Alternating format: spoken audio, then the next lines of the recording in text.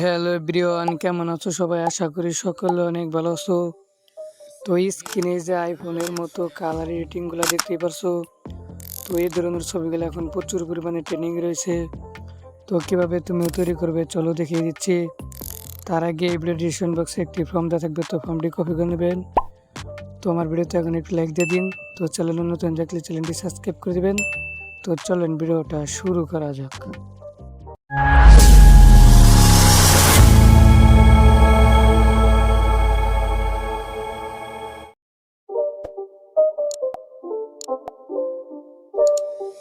It's not a game, it's a rich thing.